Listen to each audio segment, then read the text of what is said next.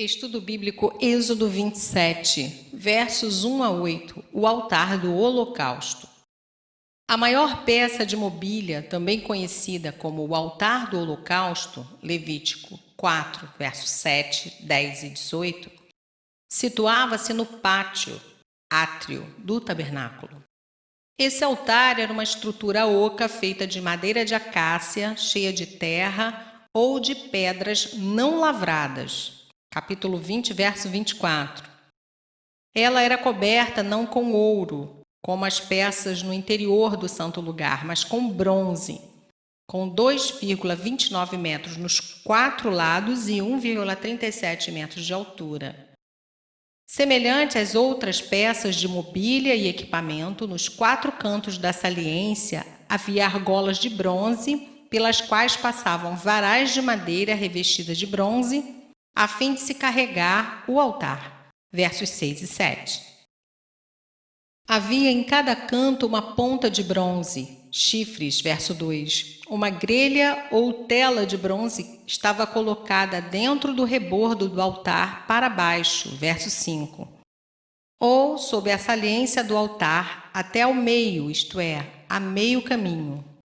Alguns supõem que esta rede se estendia por todo o altar, formando uma grade sobre a qual o sacrifício repousava.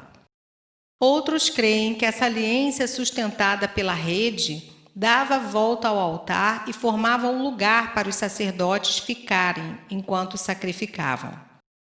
Isto parece mais provável, pois duvidamos que tenha havido fogo dentro do altar propriamente dito, pois dentro de pouco tempo a madeira ficaria completamente carbonizada. O altar de bronze era provavelmente colocado sobre um monte de terra ou pedras e o fogo era ateado em cima. Observação: onde se lê bronze, pode ser que seja cobre, como descrito na versão bíblica que estamos utilizando. Verso 2. Os chifres nas 4 pontas eram importantes no ritual. O sangue do sacrifício era passado sobre os chifres, Levítico 4, 7, os quais também recebiam aplicações de sangue por ocasião da consagração dos sacerdotes, capítulo 29, verso 12. Nas ofertas pelo pecado, Levíticos 4, 25, 30, e no dia da expiação, Levítico 16, 18. Desenvolveu-se entre os israelitas o costume de recorrer a esses chifres do altar, a fim de escapar à vingança humana por considerar que a pessoa era protegida pelo poder divino. 1 Reis 1, 50 e 2, 28. Através de toda a Escritura, chifres simbolizam poder, portanto é provável que os chifres do altar simbolizassem o poder de Deus. Verso 3. Os instrumentos mostram que se trata do altar do holocausto, da oferta inteiramente queimada. Os acessórios, estando fora do tabernáculo propriamente dito, eram todos feitos de bronze ou cobre. Verso 4. Grelha. Os detalhes da grelha e suas funções são obscuros. Ficava na metade inferior do altar, abaixo da beirada do altar até o chão. Talvez isso servisse para ventilar o fogo sobre o altar. O rebordo do verso 5 aparentemente é para os sacerdotes ficarem em pé enquanto ofereciam sacrifícios. Verso 8. Mais uma vez, vemos que estes objetos eram figuras do plano de Deus.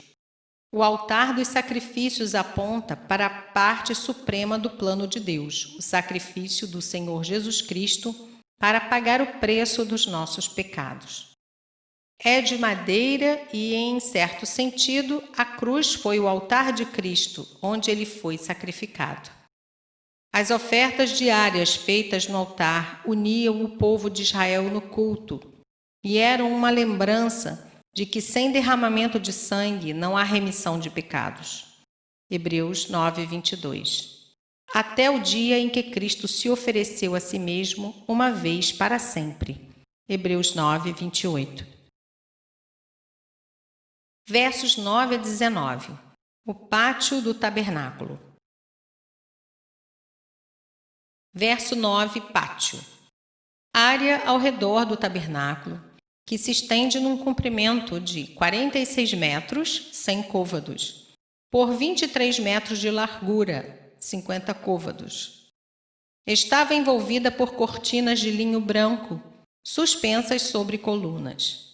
As cortinas externas eram altas o suficiente, 5 côvados ou 2,4 metros, para bloquear toda a visão do interior do átrio. Verso 10. O acesso geral e livre pelos lados ao átrio, onde Deus habitava, não era permitido. Havia 20 colunas para cada um dos lados mais extensos e 10 para os mais curtos. As colunas ou estacas eram de bronze, com capitéis de prata, capítulo 38, verso 17, e se encaixavam em soquetes ou bases de bronze. As cortinas estavam presas às colunas por meio de ganchos de prata que se enganchavam sobre filetes ou cintas de prata das colunas. Cordas e pregos de bronze mantinham as cortinas esticadas. Capítulo 38, verso 20. A entrada desse átrio ficava do lado oriental.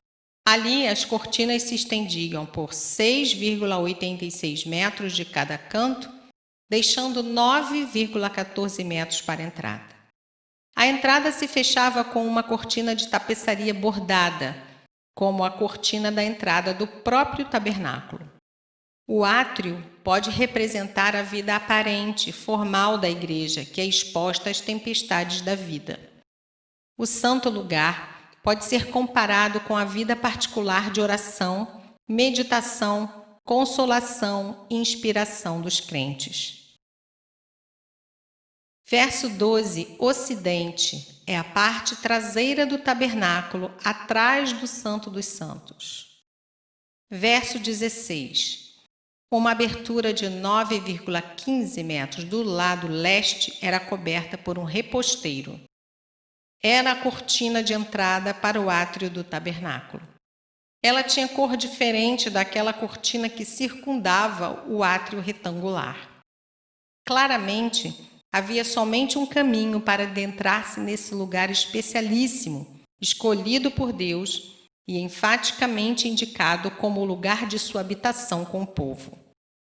A única porta de entrada para o tabernáculo é uma rica representação de Jesus Cristo, a porta da salvação, João 10:9, e o único caminho para o Pai, João 14:6.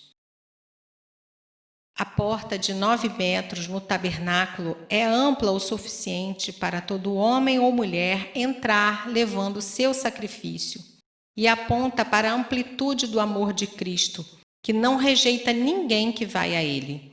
João 6,37. No entanto, sabemos a porta que conduz à salvação é estreita, Mateus 7,14, no sentido em que ela exige renúncia de cada um de nós.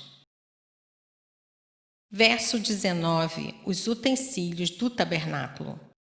Provavelmente as ferramentas usadas para se armar e desarmar o tabernáculo.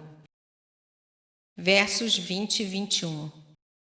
O tabernáculo foi chamado Tenda da Congregação, porque ali se reuniam Deus e os representantes religiosos de Israel, conforme estava determinado pelos regulamentos litúrgicos. Não era a mesma coisa que a tenda da congregação, montada fora do acampamento, onde Deus se encontrou com Moisés. Capítulo 33, verso 7 e Números 12, verso 4. A luz do santuário. Límpido azeite de oliva de primeira qualidade, obtido por meio de batimento, isto é, gentilmente triturando azeitonas em um pilão. Dessa forma proporcionava luz praticamente isenta de fumaça. Azeite inferior se obtinha moendo a polpa que restava. O povo devia fornecer o combustível para manter a luz necessária para o sumo sacerdote e a equipe sacerdotal no santo lugar. As lâmpadas deviam ficar acesas no lugar santo, diante do testemunho de Deus a noite inteira, desde a tarde até pela manhã.